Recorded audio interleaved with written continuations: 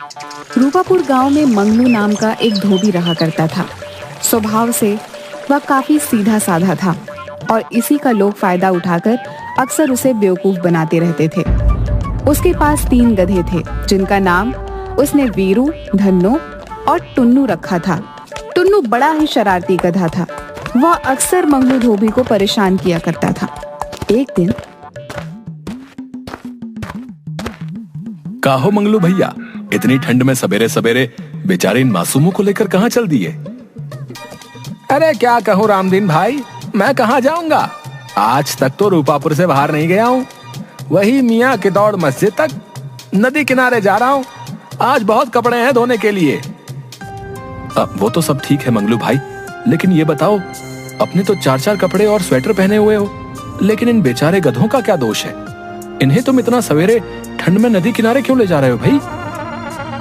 ये अगर नहीं जाएंगे तो मेरा काम कैसे होगा? उतना कपड़ा मैं कैसे धोकर लाऊंगा? परंतु हाँ, तुमने अच्छा सुझाव दिया है। मैं कल ही शीला से बोलूंगा कि इन सभी के लिए स्वेटर बुन दे, ताकि ये लोग और अच्छे से काम कर सकें। अरे मालिक, ये आपको बेवकूफ बना रहा है। हम गधों को ठंड नहीं लगती, आपको गधा बना रहा है मालिक। अरे टुन्नू, तू भी क्या गधे जैसी बातें कर रहा है? अपने आप को बेवकूफ साबित कर रहा है। बोल कि गधा नहीं, मालिक आपको उल्लू बना रहा है। सही जा रहे हो दोस्त, बिल्कुल सही जा रहे हो। एक गधा दूसरे गधे को गधा बना रहा है। अरे वीरू, तुम भी तो अपने आप को गधा ही साबित करने पर तुले हो। गधे जैसी बात करने की जगह उल्लू जैसी बात कर रहे हो। इस तरह तीनों गधे वीरू, धन्नो और टुन्नू आपस में बात करते हुए नदी किनारे पहुंच जाते हैं। मंगलू उनके पीठ पर से कपड़े उतारकर एक एक कर धोने लगता है। साधु बहुत देर तक देखता है कि मंगलू तन मन से इतनी ठंडी में मेहनत कर रहा है। उसका काम और लगन देख साधु प्रसन्न हो जाता है। इतनी सुबह सुबह जब लोग इस ठंड में घर में कंबलों में दुबके पड़े हैं, तुम यहाँ नदी किनारे पानी में कपड़े धो रहे हो। क्या तुम्हें ठंड नहीं लगती? लगती है ना महाराज, ठंड तो हमें भी लगती है, लेकिन क्या करें, इतने कपड़े हैं कि धोते धोते 12 बज जाएंगे, इसलिए सुबह ही कपड़े धोने निकल लिए। तुम्हारी अपने काम के प्रति मेहनत और लगन देखकर मैं बहुत प्रसन्न हुआ। तुम कोई भी एक वरदान मांगो, तुम्हारी वो इच्छा मैं पूरी करूंगा। महाराज, मुझे लोग कहते हैं कि मैं बेवकूफ हूँ। अगर मैं आपसे वर मांग लिया तो मेरी पत्नी नाराज हो जाएगी, इसलिए मैं पत्नी से पूछकर ही वर मांगूंगा। ठीक है, तुम्हारा ये वरदान मुझ पर उधार रहा। तुम जब चाहो मुझे याद करके मुझसे वरदान मांग सकते हो। इतना कहकर साधु वहां से चला गया। मंगलू धोबी अपने काम में लग गया। सारे कपड़े धोने के बाद मंगलू अपने तीनों गधों के पीठ पर कपड़ा लादकर अपने घर पहुंच जाता है। शीला, अरे ओ शीला, अरे कहाँ गई? लो, मैं सारा कपड़ा धोकर ले आया हूँ, इसे मैदान में फैला कर सुखा दो। हाँ हाँ आई।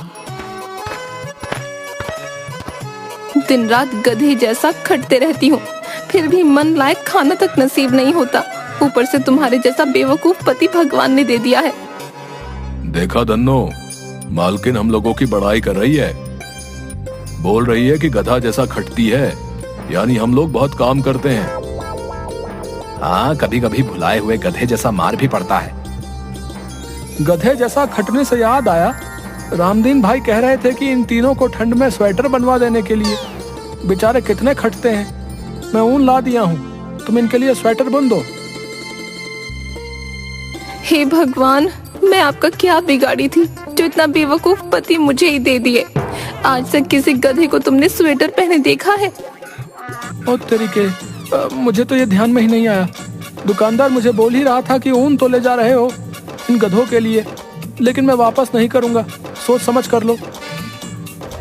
मैं तो उसी समय मालिक से बोल रहा था मालकिन कि रामदीन आपको बेवकूफ बना रहा है, लेकिन मालिक हम गधों की भाषा समझ ही नहीं पाते। ऊपर से ढेंचू ढेंचू करने पर मुझे 2 डंडे भी मार दिए। अबे टुन्नू, ज्यादा मत बोल, हम गधों की भाषा मालकिन भी नहीं समझती। ज्यादा ढेंचू ढेंचू मत कर, नहीं तो मालकिन अभी सनकी हुई है, सारी कसर तुम्हीं पर उतार देंगी। अरे इस पर गुस्सा उतारे तब तो ठीक ही है, लेकिन इसके चलते हम बेकसूर भी मारे जाएंगे। सब खड़े खड़े मुंह क्या देख रहे हो? जल्दी जाओ और दुकानदार से ऊन वापस कर पैसे लेकर आओ। अगर तुम आज पैसे लेकर नहीं आए तो तुम्हारी खैर नहीं। मंगलू धोबी उल्टे पैर वापस बाजार जाता है। भैया ये ऊन वापस कर दो और मुझे मेरे पैसे लौटा दो, गधों को ठंड थोड़े ही लगती है। देखो भैया, मैं तुमसे पहले ही कह रहा था कि सोच समझ के ऊन लो, ये वापस नहीं होगा, लेकिन तुमने माना नहीं और बोले कि हमें ऊन दे दो, इसलिए अब मैं इसे नहीं लौटाऊंगा।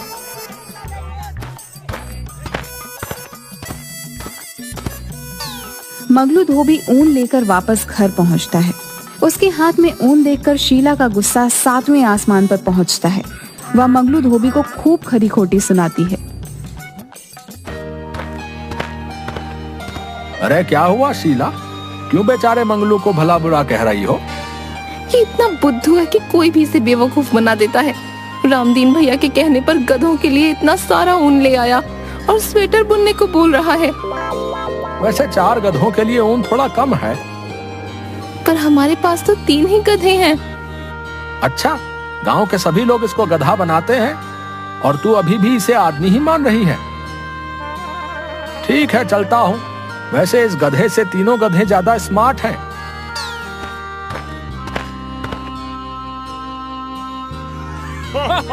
मुखिया जी के साथ सभी आदमी मंगलू धोबी के बेवकूफी पर हंसते हुए चले जाते हैं।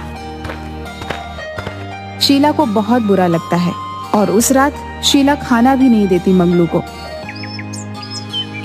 दूसरे दिन सुबह उठते ही मंगलू धोबी फिर से गधों को लेकर नदी के घाट के लिए निकल जाता है।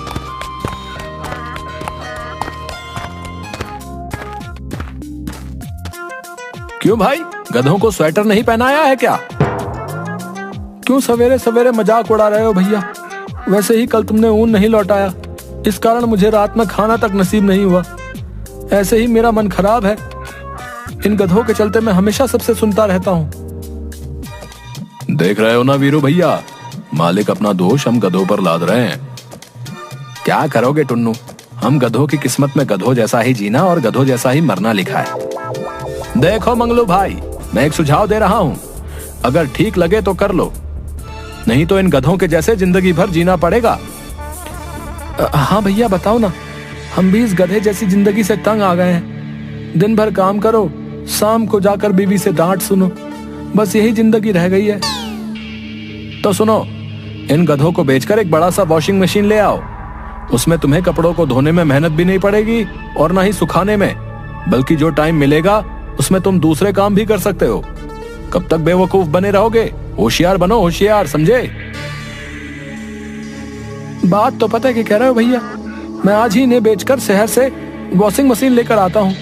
वैसे भी काम करते करते अब मैं थक चुका हूँ। वीरू भैया कह दो इनसे हमें बेचने की कोशिश ना करें, मैं दुलत्ती उलत्ती मार दूंगा तो फिर ना कहना।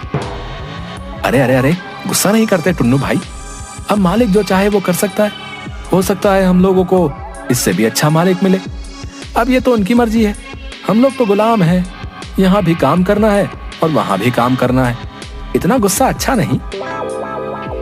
बात तो तुम ठीक कह रहे हो वीरू भैया, लेकिन हमें चिंता इस बात की है कि हमारे मालिक बेवकूफ हैं, जल्दी दूसरों की बातों में आ जाते हैं, आगे पीछे सोचते नहीं। अगर वॉशिंग मशीन लेंगे तो गांव में बिजली है तो नहीं, फिर उसे चलाएंगे कैसे?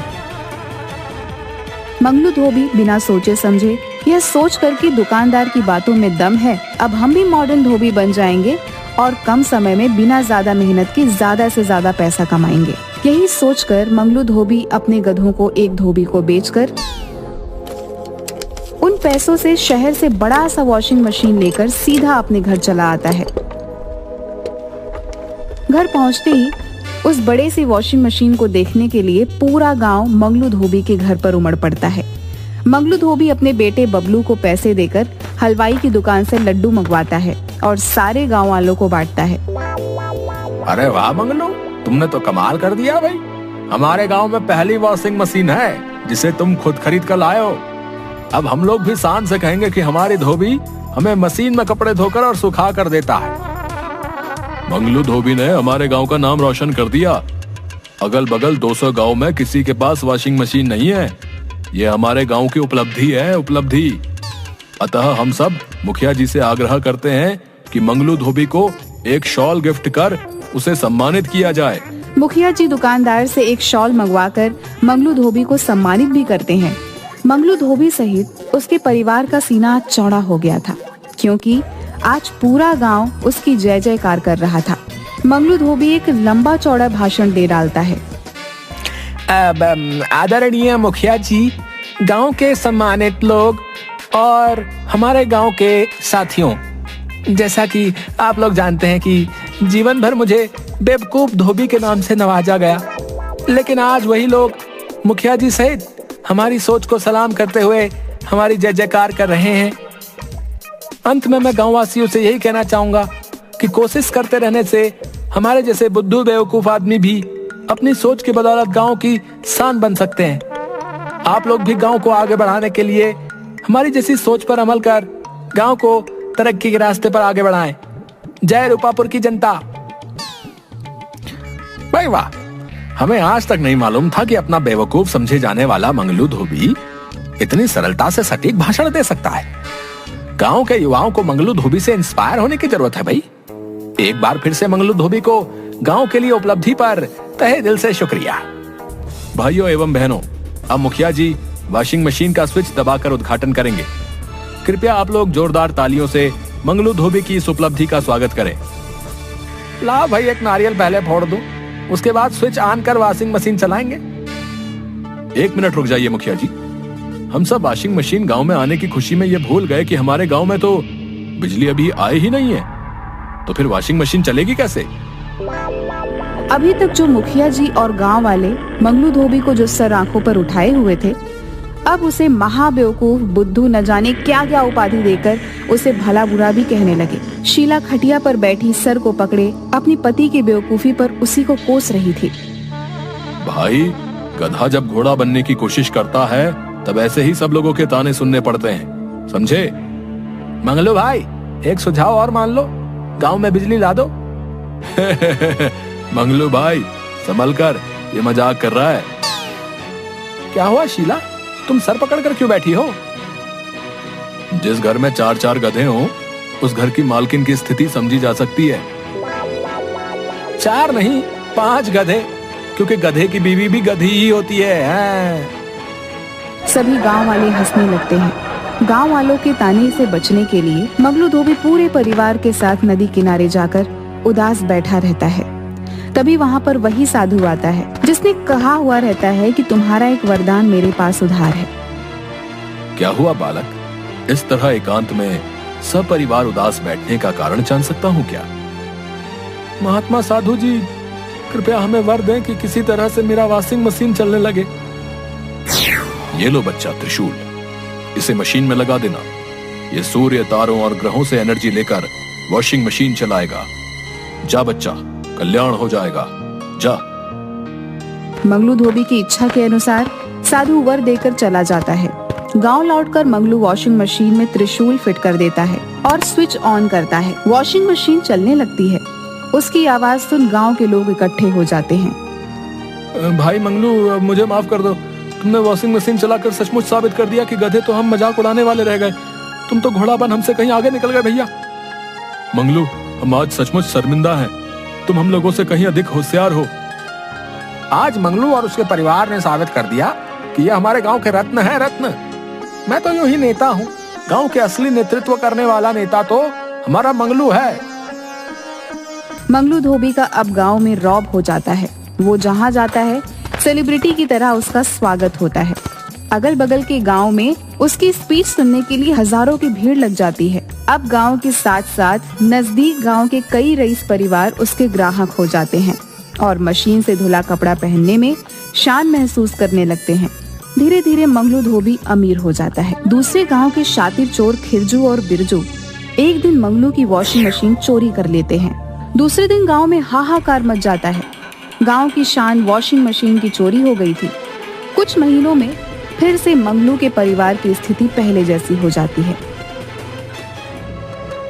खिरजू, हमने मशीन तो चोरी कर ली, पर ये चलेगा कैसे? साला, हम लोग 3 महीने से इसे चलाने की कोशिश कर रहे हैं। त्रिशूल को लगता है घुमाना पड़ेगा। रुको, आज मशीन हम चला कर रहेंगे। जैसे ही त्रिशूल खिरजू घुमाता है, वॉशिंग मशीन का ढक्कन ओपन हो जाता है और खिरजू एवं बिरजू दोनों को अंदर खींच लेता है और उन्हें गोल गोल घुमाना शुरू कर देता है। अरे बाप रे, अरे कोई बचाओ हमें, अरे अरे उल्टी हो रही है, अरे चक्कर आ रहा है, अरे कोई तो रोको इस मशीन को। अब हम चोरी कभी नहीं करेंगे, बचाओ। खिरजू तू मुझे दुलत्ती क्यों मार रहा है? अरे मैं क्यों मारूंगा, अरे हमें तो उत्तर दक्षिण पूरब पश्चिम सब एक लग रहा भैया। अरे बस करो मशीन देवता, अरे मैं तुम्हें मंगलू धोबी के यहाँ खुद लेकर जाकर रख दूंगा। अबे बिरजू तू भी कुछ बोलेगा या सिर्फ मैं ही माफी मांगता रहूं? हाँ मशीन देवता, हम दोनों मंगलू धोबी से नाक रगड़ कर माफी मांगेंगे। चोरी तो दूर, अपना सामान भी 4 बार सोच कर छुएंगे। तभी एकाएक वॉशिंग मशीन रुक जाती है। खिरजू और बिरजू दोनों इलाज कराने के बाद तुरंत मंगलू के घर वॉशिंग मशीन लेकर पहुंचते हैं और उनसे माफी मांगते हैं। दोनों को पुलिस ले जाती है। गांव में फिर से बाहर आ जाती है। मंगलू धोबी की स्थिति फिर से अच्छी हो जाती है, लेकिन और धोबियों की हालत खराब हो जाती है। मंगलू को ये अच्छा भी नहीं लग रहा था। एक दिन फिर वह नदी किनारे से गुजर रहा था कि वही साधु फिर से उसे मिलता है। कैसे हो बच्चा? आपके कृपा से सब अच्छा चल रहा है बाबा, लेकिन अगर हमारी तरह सबका अच्छा होता तो बहुत अच्छा होता। तुम कहना क्या चाहते हो?